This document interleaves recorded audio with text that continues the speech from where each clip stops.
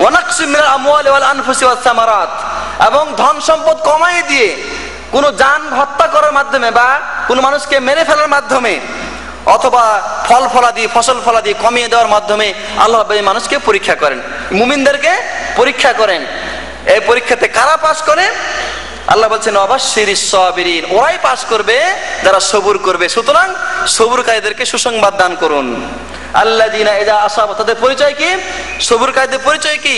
আল্লাযীনা ইযা আসাবাতহুম মুসিবা ক্বালু ইন্না লিল্লাহি ওয়া ইন্না ইলাইহি রাজিউন, যারা সবুর করে তাদেরকে তারা বলে যে নিশ্চয় আমরা আল্লাহর জন্য এবং আল্লাহর কাছে আমরা প্রত্যাবর্তন করব।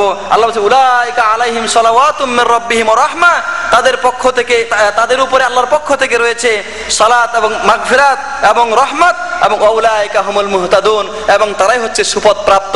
সুতরাং যারা বিপদ আপদে ধৈর্য ধারণ করে তাদের জন্য আল্লাহর পক্ষ থেকে রয়েছে মাগফিরাত, তাদের জন্য মাগফিরাত, তাদের জন্য রয়েছে রহমত, এবং তারা হচ্ছে সঠিক পথের উপরে প্রতিষ্ঠিত। তো কিভাবে মাগফিরাত দেওয়া হয় তার আলোচনা সামনে আসবে। এজন্য আল্লাহ নবী সাল্লাল্লাহু আলাইহি ওয়াসাল্লাম বলেন মাই ইউরিদিল্লাহু বিহি খায়রান ইউসিব মিনহু, যে ব্যক্তির আল্লাহ কল্যাণ চান, মানে যাকে আল্লাহ বিপদে ফেলেছেন, মুমিন ব্যক্তিকে আল্লাহ যদি বিপদে ফেলেন তাহলে এটা মনে করেন না যে তাকে আল্লাহ অপছন্দ করে। অনেক মানুষ মনে করে যে এই লোকটার প্রতি আল্লাহ খুব রেগে গেছে, গজব নাজিল হয়েছে। না, যদি সে সত্যিকার ঈমানদার হয়ে থাকে তাহলে আল্লাহ রাব্বুল আলামিন তাকে ভালোবেসেই বিপদে ফেলেছেন, তাকে আল্লাহ ভালোবেসে বিপদে ফেলেছেন। এজন্য অন্য হাদিসে রাসূলুল্লাহ সাল্লাল্লাহু আলাইহি ওয়াসাল্লাম বলছেন ইন্নাল্লাহা ইযা আহাব্বা কওমান ইবতালাহুম ফামান সাবারা ফালাহুস সবর ওয়া মান জাযাআ ফালাহুল জাযা। আল্লাহ রাব্বুল আলামিন যখন কোনো জাতিকে ভালোবাসেন, কাউকে যখন ভালোবাসেন, তখন তাকে কি করেন? পরীক্ষা করেন, তাকে বিপদে ফেলেন। যে ব্যক্তি সবুর করবে সে সবুরের প্রতিফল পাবে, আর যে ব্যক্তি বেসবুর হবে সে বেসবুরের প্রতিফল পাবে। এই জন্য আমি বলছি আপনাদেরকে যে আল্লাহ রাব্বুল আলামিন মানুষ বনি আদমের মধ্যে সবচেয়ে কাদেরকে বেশি ভালোবাসতেন? কাদেরকে বেশি ভালোবাসতেন? শুনতেছেন আপনারা? শুনতেছেন কথা? কাদেরকে ভালোবাসতেন?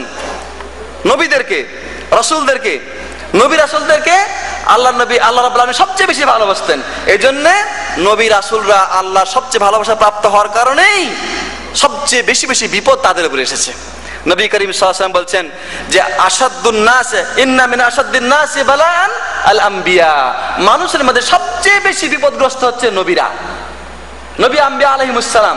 সুম্মাল্লাযিনা ইয়ালুনাহুম সুম্মাল্লাযিনা ইয়ালুনাহুম সুম্মাল্লাযিনা ইয়ালুনাহুম, এবং তারপরে হচ্ছে তাদের চাইতে যারা নিম্ন পর্যায়ের, তারপরে তাদের চাইতে নিম্ন পর্যায়ে। এইভাবে যাদের ঈমান যত বেশি তারা তত বেশি বিপদগ্রস্ত। সুতরাং এই বিপদে পড়াটা, মুসিবতে পড়াটা, এটা হচ্ছে আল্লাহর পক্ষ থেকে আল্লাহ যে রাব্বুল আলামিন তাকে ভালোবাসেন তার প্রমাণ। আল্লাহ রাব্বুল তাকে ভালোবাসেন তার প্রমাণ। কেন? এই বিপদের মাধ্যমে আল্লাহ চান যে এই লোকটার যাবতীয় ভুল ত্রুটি যাই হোক না কেন সব আল্লাহ যেন ক্ষমা করে দিবেন এবং কিয়ামতের দিন তাকে নিষ্পাপ করে উত্থিত করবেন। এই জন্যে আল্লাহ নবী সাল্লাল্লাহু আলাইহি ওয়াসাল্লাম বলে দিয়েছেন যে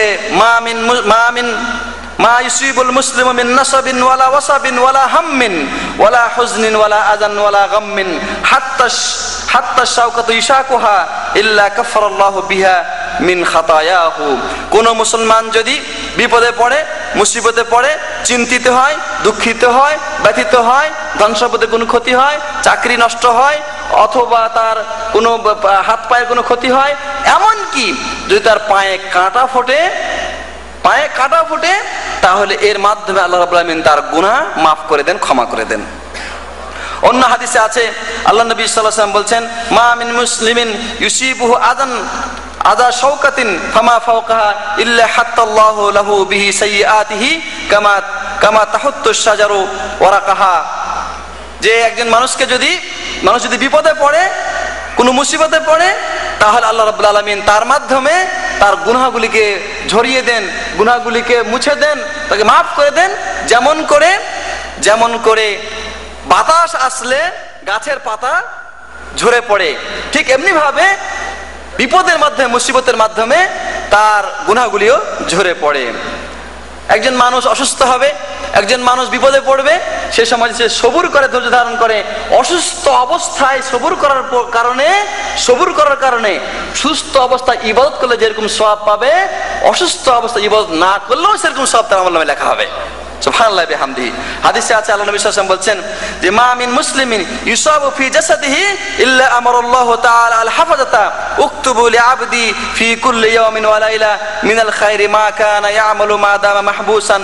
একজন মানুষ যদি শারীরিকভাবে অসুস্থ হয়ে যায়, এটা একটা বিপদ, মুসিবত, সে যদি অসুস্থ হয়ে যায়, আল্লাহ রাব্বুল আলামিন তখন বলবেন যে আমার এই বান্দা সুস্থ থাকা অবস্থায় যেরকম আমল করত সেরকম আমলের সওয়াব তোমার তার আমল নামায় তোমরা লিখতে থাকো।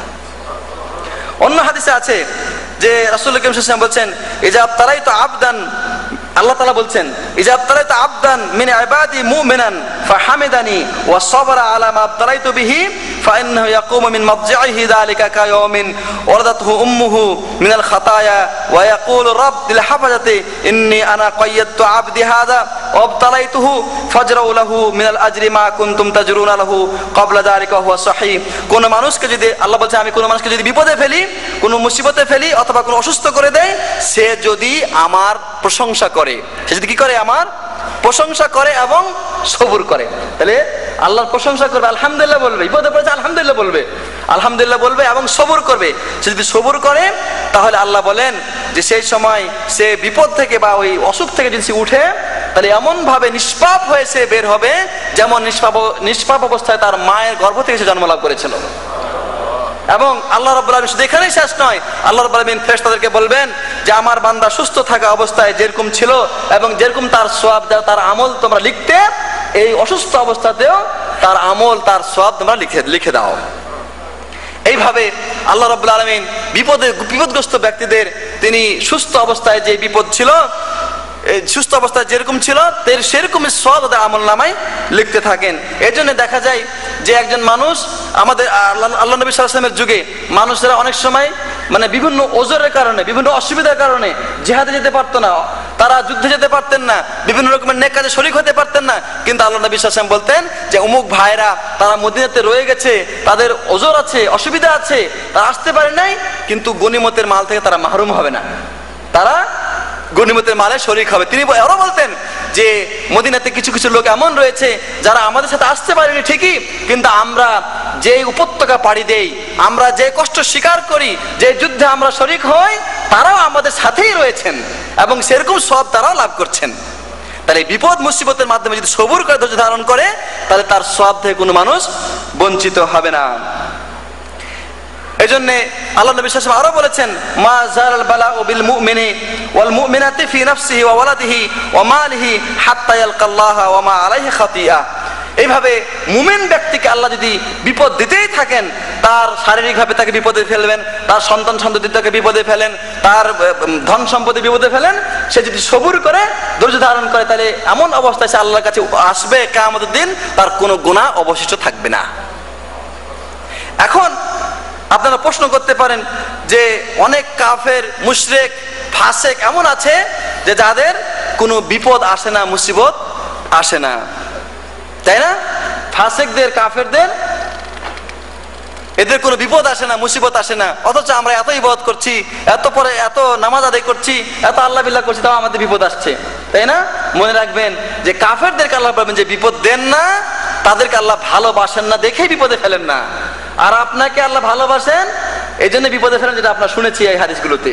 আল্লাহ নবী সাল্লাল্লাহু আলাইহি ওয়াসাল্লাম বলছেন ইন্নাল্লাহা ইযা আরাদাল্লাহু বিআবদিল খায়রা আজ্জালা লাহুল উকুবাতা ফিদ দুনিয়া। আল্লাহ যদি কোনো মানুষের কল্যাণ চান তাহলে দুনিয়াতে তাকে শাস্তি দিয়ে দেন, যাই শাস্তি তার দিয়ে দেন দুনিয়াতে। এবং ওয়া ইযা আরাদাল্লাহু বিআবদি শাররা আমসাকা আনহু বিযামবিহি। একজন মানুষের যদি আল্লাহ অকল্যাণ চান তাহলে গুনার কাজ করার পরেও আল্লাহ তাকে শাস্তি দেন না, তাকে শাস্তি দেন না হাত্তা ইউআফি বিহি ইয়াউমাল কিয়ামা। কিন্তু কিয়ামতের দিন মাফ নাই, কিয়ামতের দিন মাফ নাই। সুতরাং একথা ধোঁকা খাইলে হবে না যে অমুকে তার কোনো অসুখ হয় না, তার কোনো অসুবিধা হয় না, তার কোনো ক্ষতি হয় না, আমারই ক্ষতি হইতেছে না। আপনাকে আল্লাহ পরীক্ষা করছে, যদি সবুর করতে পারি তাহলে আমার দুনিয়াতেও কল্যাণ, আখিরাতেও কল্যাণ। এই জন্যে ঈমান, এই ঈমানের পরিচয় হচ্ছে সবুরের মাধ্যমে, ঈমানের পরিচয় হচ্ছে সবুরের মাধ্যমে। কিয়ামতের দিন আমরা দেখতে পাবো যে কার কত প্রতিদান। যারা দুনিয়াতে মানে বিপদে ছিল এবং সবুর করেছে কিয়ামত দিন তারা আল্লাহর কাছ থেকে অনেক বড় বড় পুরস্কার লাভ করবে। সে পুরস্কারের সীমা সংখ্যা কত হবে তা বলা যাবে না, তা বলা নাই। এর জন্য তাদের ওই সওয়াব দেখে, প্রতিদান দেখে, পুরস্কার দেখে অন্য মানুষ যারা দুনিয়াতে সুস্থ ছিল, যাদের কোনো বিপদ মুসিবত হয়নি, তারা কি মনে করবে জানেন? শুনেন, হাদিস রাসূল সাল্লাল্লাহু আলাইহি ওয়াসাল্লাম বলছেন, লা ইউআদ্দুন্না আহলুল আফিয়াতি ইয়াউমাল কিয়ামা আন্না জুলুদাহুম কুরিজাত বিল মাকারিদ মিম্মা ইয়ারাউনা মিন সওয়াবি আহলিল বালা। কিয়ামতের দিন যখন বিপদগ্রস্ত লোকদেরকে সওয়াব দেওয়া হবে, তাদের ওই সওয়াবের প্রাচুর্য এবং আধিক্য দেখে দুনিয়াতে যারা সুস্থ ছিল, বিপদ থেকে মুক্ত ছিল, ওই সমস্ত লোকেরা তখন কামনা করবে, হায় রে, দুনিয়াতে কেন আমাদের চামড়াগুলিকে কেঁচি দিয়ে কাটা হয়নি, কেন আমাদেরকে বিপদে রাখা হয়নি, কেন আমাদেরকে এইভাবে শাস্তি দেওয়া হয়নি, তারা সে সময় কামনা করবে।